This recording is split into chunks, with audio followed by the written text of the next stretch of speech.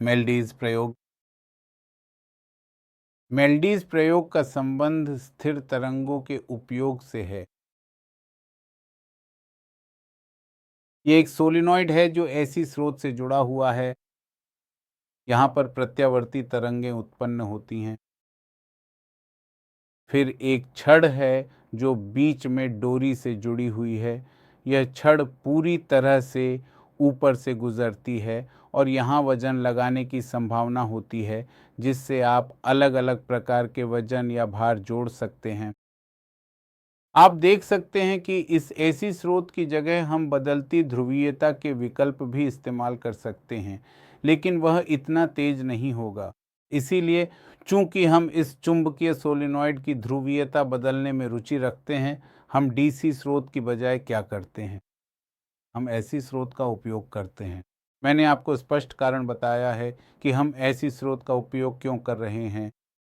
कम आवृत्ति वाला एसी स्रोत, फिर यह निस्संदेह चुंबक बन जाएगा, लेकिन ऐसी की बदलती ध्रुवीयता के साथ इसके ध्रुव भी बदलते रहेंगे। कभी यह उत्तर ध्रुव बनेगा तो कभी दक्षिण ध्रुव। इसके बदलते स्वभाव के साथ अंदर की छड़ भी कंपन करने लगेगी। जब इस डोरी में कंपन होगा तो कंपन उत्पन्न होगा। ये पुली से परावर्तित होगा और स्थिर तरंग बन जाएगी। आप देख सकते हैं कि यहाँ जो तनाव उत्पन्न हुआ है वह इसकी मदद से जाना जा सकता है। T बराबर mg, ये वही तनाव है जो यहाँ उत्पन्न हुआ है लूप्स की संख्या गिनकर। और यहाँ जो तनाव उत्पन्न हुआ है आप विभिन्न मामलों में पाएंगे कि P 1 गुणा वर्गमूल T1 P 2 गुणा वर्गमूल T2 के बराबर हो जाता है। इसका मतलब सामान्य रूप से हम कह सकते हैं कि P गुणा T एक स्थिरांक है। इसे ही हम माल्डी का नियम कहते हैं। माल्डी का नियम कुछ और नहीं बल्कि यह डोरी में तनाव और लूप्स की संख्या के आपसी संबंध के बारे में है। संभव है। पी से तात्पर्य खंडों की संख्या या आप कह सकते हैं डोरी में लूप्स की संख्या है और ये टी तनाव है। चूंकि खींची हुई डोरी में आप देखते हैं कि मूलभूत आवृत्ति का सूत्र इस संबंध द्वारा दिया गया है। हम इस समीकरण से विभिन्न नियम निकाल सकते हैं या बना सकते हैं। जैसे आप कह सकते हैं n व्युत्क्रमानुपाती है 1/L के, लेकिन ये सभी नियम सशर्त होंगे। जब आप इन दोनों को जोड़ते हैं तो जाहिर है कि बाकी को स्थिर मानना होगा। तो यह वैकल्पिक है, यह अनिवार्य है कि यह कहना कि T और M स्थिर हैं। इसी तरह आप कह सकते हैं n व्युत्क्रमानुपाती है 1/वर्गमूल m के, लेकिन यहाँ भी आपको T और L को स्थिर मानना होगा। तो आप 5 नियम बना सकते हैं। आप इसे m शेष P R2D के रूप में भी विभाजित कर सकते हैं। तो आप त्रिज्या और घनत्व के संदर्भ में भी बात कर सकते हैं।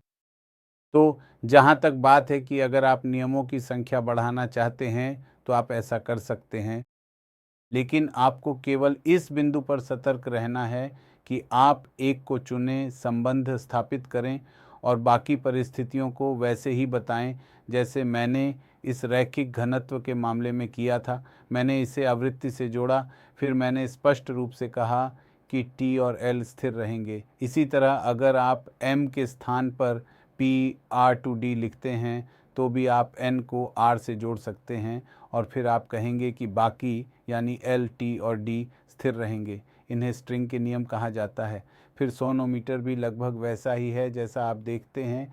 जैसे अनुदैर्ध्य तरंग के मामले में हम अनुनाद ट्यूब या कुंस ट्यूब के साथ प्रयोग करते हैं, वैसे ही यहाँ सोनोमीटर है।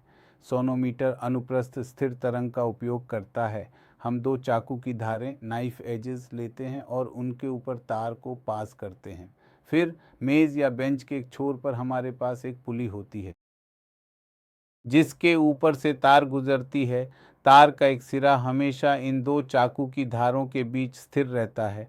प्रभावी लंबाई को ही माना जाता है। वास्तव में पूरी लंबाई कंपन नहीं करती और वह हमारे लिए चिंता का विषय नहीं है। हम केवल इस प्रभावी लंबाई को ही मानते हैं। हम यहाँ कुछ भार लटकाते हैं और उसका भार या गुरुत्वाकर्षण बल तार में तनाव उत्पन्न करने में सक्षम होता है। हम कंपन करते हुए ट्यूनिंग फोर्क को लाते हैं, उसकी स्टेम को टेबल के फ्लोट से कहीं संपर्क में लाया जाता है तो जाहिर है कि तार में भी तरंगें उत्पन्न होंगी। अनुनाद रेजोनेंस के दौरान, जैसा कि आप जानते हैं, हम यहाँ कुछ कागज़ के टुकड़े रखते हैं। अनुनाद के समय आप जानते हैं कि आयाम एम्पलीट्यूड बहुत अधिक बढ़ जाता है और ऐसे में ये कागज़ का टुकड़ा भी अधिक आयाम के साथ ऊर्ध्वाधर दिशा में हिलने लगेगा और यह संकेत देगा कि अनुनाद हो चुका है। ऐसे में आप रीडिंग नोट करेंगे और अंत में सूत्र आपको बताएगा कि वह कौन सी आवृत्ति है जिसमें आपकी रुचि है। आप प्रभावी लंबाई जानते हैं, आपको उस तार का रैखिक घनत्व भी पता होना चाहिए जिसका उपयोग किया गया है। टी को आप इसकी मदद से गणना कर सकते हैं। देखिए, अगर यही प्रयोग पानी में किया जाए, यानी यह लॉड या ब्लॉक पानी में डुबो दिया जाए, तो इसका प्रभावी भार बदल जाएगा। तो यही प्रयोग अगर पानी में किया जाए तो इस भार में प्रभावी परिवर्तन के कारण कुछ अलग रीडिंग मिलेगी।